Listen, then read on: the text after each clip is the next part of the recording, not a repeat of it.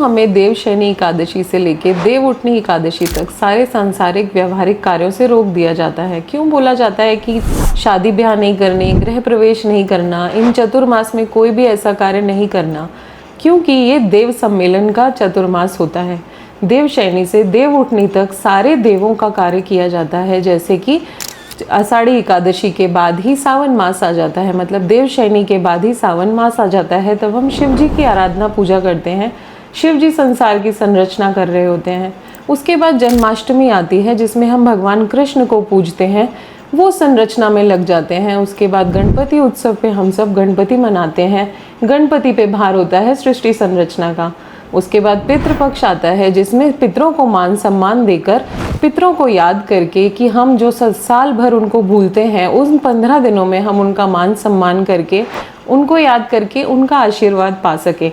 फिर उसके बाद नवरात्रों में हम माँ दुर्गा की आराधना पूजा करके अपने सारे अच्छे कार्यों को एक तरफ सम्मिलित करते हैं। फिर हम दिवाली मनाते हैं। साथ मिलके मनाने के त्यौहार से नए सारे फिर से देव उठनी एकादशी आते ही फिर से हमारे सांसारिक कार्यों में हम लग जाते हैं। ये चतुर्मास में सांसारिक कार्यों से अलग होकर हम देवों की आराधना पूजा में लग सकें, इसके लिए ये चतुर्मास आता है। इसमें आप अपने मंत्र साधित करें।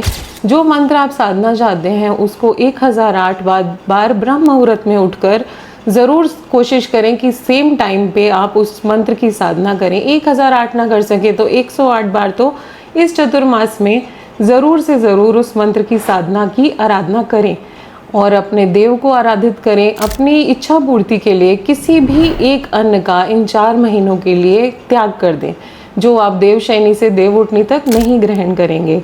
और इच्छा पूर्ति के लिए और अच्छे फल प्राप्ति के लिए, आपके व्यापार बढ़ोतरी, आपकी भक्ति में वृद्धि हो, आपका घर परिवार अच्छा चले, इच्छा पूर्ति होती रहे, कोई भी बंधन ना आए कार्यों में, तो ये इन महीनों में अपनी हर इच्छा को पूर्ण कीजिए, देवों को आराधित कीजिए और हर महीने की एक आने वाली एकादशी को 1.25 किलो शक्कर का दान ज़रूर कीजिए। ये बांध लीजिए कि जितनी एकादशी आएंगी आपको उनमें शक्कर का 1.25 किलो शक्कर का दान करना ही करना है।